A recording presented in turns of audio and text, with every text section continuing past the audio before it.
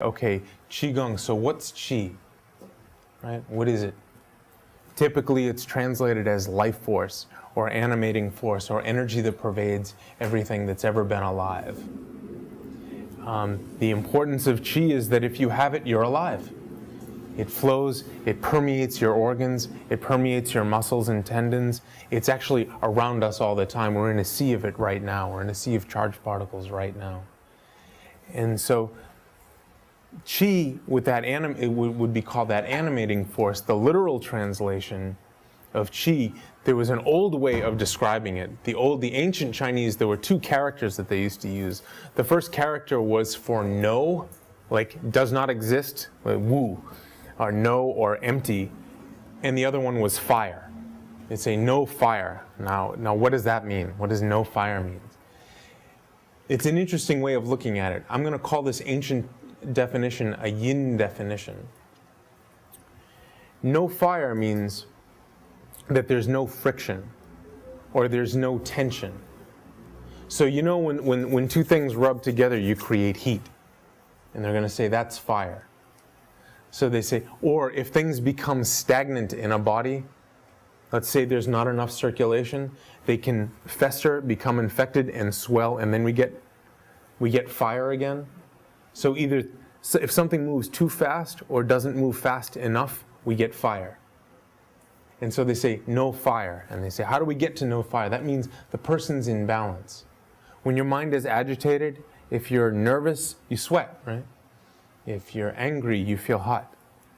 If we're at all disturbed, the fire begins in the body.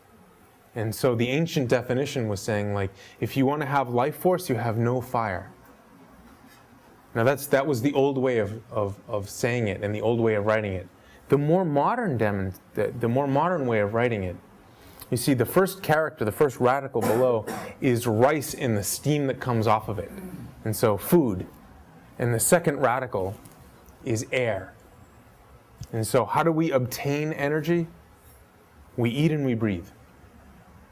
And this is how we get Qi. And these are where the characters come from.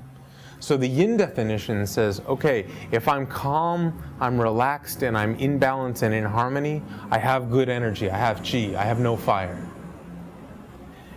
The more modern definition says if I eat well, and I remember to breathe evenly and slowly, I have energy. Both of these are true, but I'd love it if we could combine the two. The first definition talks about quality of energy. Right? How good is the life force that flows through your body? Every impulse, every thought that you have, everything that you eat, the quality of the air that you breathe, what we believe, what's conscious, what's subconscious, all of these things have an effect on the life force that's in the body. This is important. It's the quality. And the other part says quantity. How much energy do we have? That also has to do with how good is the air and how good is the food. And do we have it in proper proportion? We eat too much, we become stagnant. We eat too little, we become weak. We breathe too fast, we become agitated. Breathe not enough, we pass out. And so these are very simple definitions, but this is how we get there, and this is how the Chinese begin to take a look at it. And so these would be the ancient definitions of what is Qi. Now if we look at the word Gong, usually translated either K-U-N-G or G-O-N-G, Gong means movement, action, work, or cultivation, depending on the context of the word. A gong, intrinsic to that word, is something that will take a long period of time and something that you will devote wholehearted attention. That's important. The wholehearted attention is important. We do a lot of things for a long time. I've been taking showers my whole life. Thank God, right? But what doesn't happen in those, I'm not fully present when I'm taking a shower. You know, I'm usually thinking of everything I have to do or something else. I'm not fully present if I'm shaving. I'm not fully present if I'm brushing my teeth or maybe taking a walk. It'd be great if I were. But these things are not gongs. I'm not giving full attention to what I'm doing. If I were, when you bring attention, the energy starts to gather. So the word Gong Fu or Kung Fu that everybody talks about does not mean martial art. It means good character or virtue cultivated over a lifetime. Typically, if you had devoted yourself to the path of Gong Fu, you would pick 5 disciplines, 5 art forms. It could be poetry, it could be philosophy, flower arranging, cooking, medicine, martial arts, which are called wushu. Wu means to stop, and shu means the spear or the weapon. It means to put an end to violence, which is different than chuan fa, which means to hit somebody, to deliver the fist. There's a difference.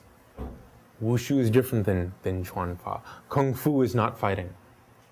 You know, Gong Fu, if you practice it, is that you would pick these 5 beautiful disciplines, you would devote yourself wholeheartedly, and somewhere within there, you would discover you. How does your character, how does your spirit emerge? How does my Paulness come out in this way? And maybe I didn't even know what that was until I had seen it applied through different disciplines. And so this is what a gong is. It is to devote one's whole self. And so we have a discipline or a tradition of Qi Gong.